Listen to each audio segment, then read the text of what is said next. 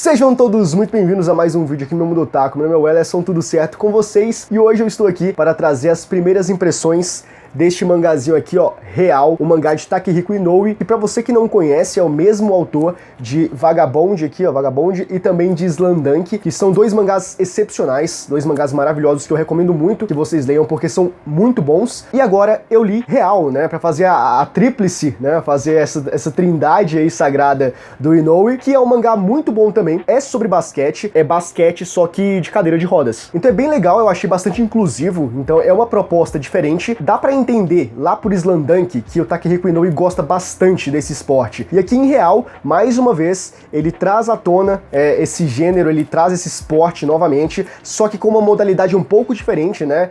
Introduzindo os cadeirantes e tudo mais, e que eu gostei pra caramba. E nesse primeiro volume, por mais que não tenha tido tanto aquela questão das dificuldades, do que eles enfrentam, do que tem que passar diariamente, ou do esforço que eles têm que empenhar mais do que qualquer outro, por mais que não tenha tido nesse volume, eu acredito que vai ser algo que ele vai trabalhar ao longo dos outros volumes. E esse aqui, o meu volume, a minha edição, está emplastificada, eu fiquei com pena de tirar do plástico, então eu acabei lendo na versão digital mesmo. Mas enfim, vamos comentar sobre este mangá, que é um mangá muito bom, eu achei interessante, e o plot, do que se trata Real.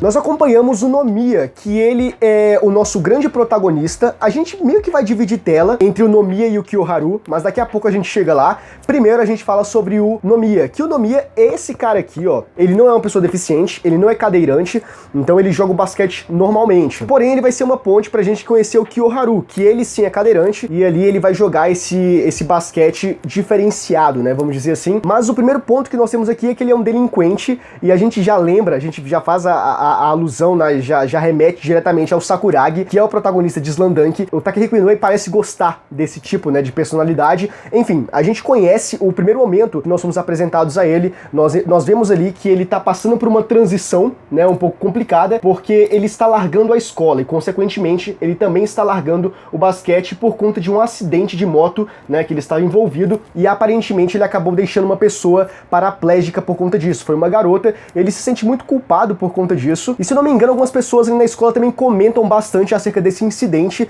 e outros ali que são do time de basquete, são os colegas dele, né, também falam bastante mal dele. Inclusive um dos caras que fala bastante mal dele e que faz bullying com outros garotos ali, ele acaba tendo um destino um pouco trágico. Daqui a pouco a gente chega lá, mas eu não vou comentar sobre isso abertamente, não vou dar spoiler, mas o que a gente precisa saber é que esse momento do nosso protagonista é bem conflituoso, né, tanto com ele quanto com as interações interpessoais que ele tem com os outros personagens ali. Então é uma fase meio turbulenta que ele tá passando, e neste momento a gente já conhece, a gente vai entendendo um pouquinho melhor sobre ele. Mas o que fica claro desde o início é que ele é um apaixonado por basquete, por mais que ele tenha largado a escola e tenha largado consequentemente, né, o time de basquete, ele é muito apaixonado e não pensa em outra coisa senão jogar, né, voltar a jogar basquete. Ele tenta encontrar meios para poder voltar a jogar basquete. E é daí que surge um encontro completamente inesperado com o Kiyoharu, que ele está treinando sozinho em uma quadra. O Kiyoharu é o cadeirante, e eles começam uma conversação ali, e dali a pouco eles começam a jogar contra, né, um contra um ali, o famoso X1, né, real ali, eles começam a jogar contra, e o Nomiya pede para o Kiyoharu, né, esse é o primeiro momento ali que o Kiyoharu fica um pouco devastado, mas ao mesmo tempo ele não fica completamente intrigado, estarrecido por ter perdido por um cadeirante e tudo mais, até porque essa, desde o início, não é uma questão que deixa as pessoas atônitas. Como assim eu perdi por um cadeirante? Como assim você vai jogar com um cadeirante? Isso não existe. Você está querendo vantagens, ou você está menosprezando a gente? Isso não existe nesse mangá. Então basicamente todo mundo ali é tratado de igual para igual, né, com igualdade. Não sei se na vida real de fato seria assim que aconteceria. Talvez sim, talvez não sei. Mas essa é a questão e a realidade que é proposta pra gente ali pelo Takehiko Inoue. E enfim, depois dessa partida, quando eles jogam e o Kiyoharu acaba vencendo, a gente descobre que o Kiyoharu, ele também largou o basquete, mas teve um flashback ali, uma coisa rápida, e basicamente ele largou porque ele se sentia meio solitário no time. Ele era um cara que odiava perder, e quando ele enfrentava uma derrota, ele perdia a linha, né? Ele agredia os colegas porque os colegas não reagiam da mesma forma que ele reagia, a forma que ele achava que era real, né, que ele deveria reagir a uma derrota, né, então ele ficava meio chateado quando os colegas reagiam a uma derrota com um sorriso, e isso fez com que ele se afastasse do time. Essa questão dos dois protagonistas, né, tanto do Nomiya quanto do Kiyoharu, pra mim foi um pouco, eu não sei como é que eu posso dizer isso, mas eu achei um pouco rápido demais, eu não consegui pegar as nuances ali, pra mim tudo foi acontecendo muito rápido, não sei se eu deixei alguma coisa passar enquanto eu estava lendo, ou se eu li um pouco mais rápido do que eu deveria e acabei não absorvendo algumas coisas, mas essa foi a sensação que eu tive de que alguma coisa ficou pra trás, eu deixei alguma coisa passar, porque foi muito rápido, sabe? Toda a interação dos dois, como eles começaram a interagir entre eles, e começou essa espécie de amizade, ou porque o Kiyoharu, por exemplo, largou o basquete de fato, não sei se foi somente isso que eu comentei com vocês, mas enfim, a história continua. Os dois acabam unindo forças por coisas que eles acreditavam que eram importantes e que não existiam no clube onde eles jogavam, fizeram ali, marcaram contra os ex-colegas do clube do Nomiya pra jogar um 2x2 ali, e é o Nomiya com o Kiyoharu, né, os dois jogando ali contra outros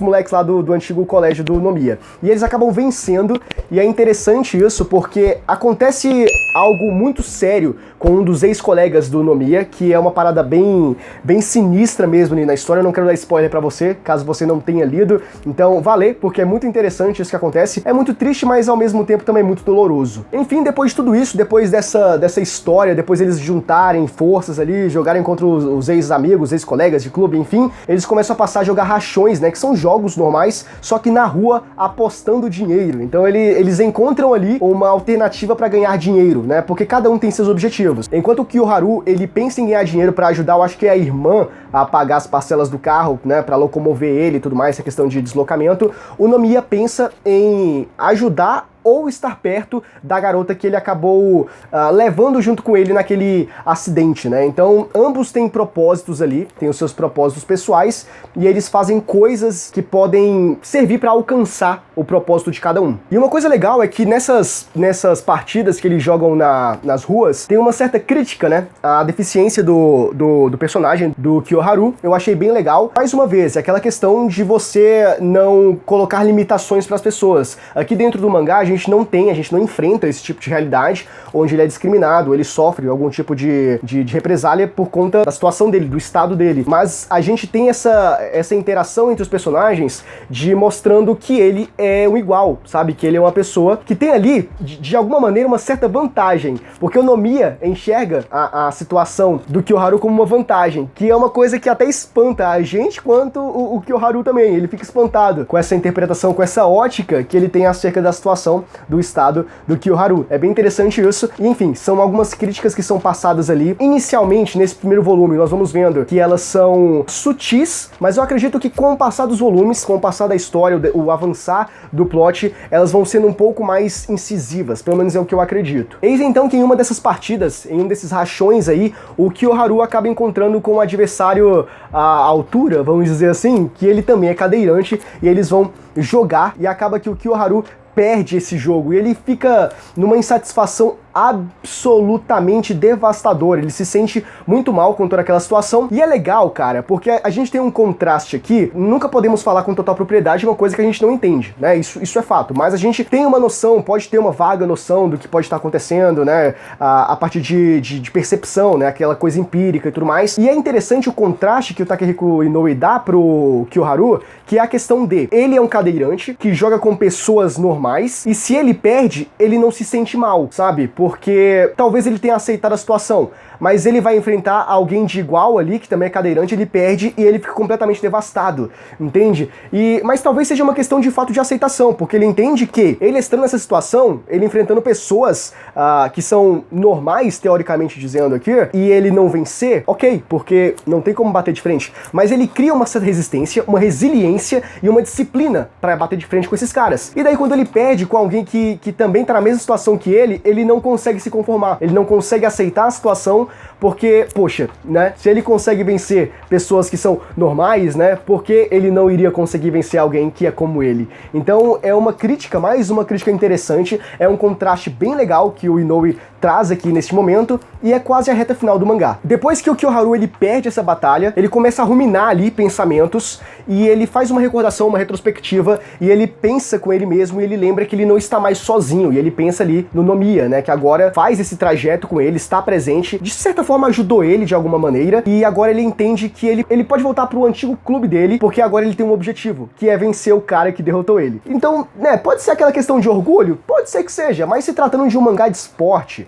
né, basquete, quem joga basquete ou quem joga qualquer tipo de esporte sabe que essa questão de rivalidade, né, de você querer ser o melhor, ou de você ter uma revanche com aquele cara que venceu de você e você acredita que pode vencer ele, então isso é muito normal, é muito trivial, é corriqueiro, né, então não é algo absurdo. A gente pode até levar pro lado da arrogância ou do orgulho, mas na verdade é só um espírito esportivo ali, de você querer enfrentar alguém melhor do que você e vencer a si mesmo, né, acreditar, saber que você pode alcançar aquilo que você realmente acredita. Então tem basicamente isso, e é assim que nós finalizamos o primeiro volume de Real de Takehiko Inoue.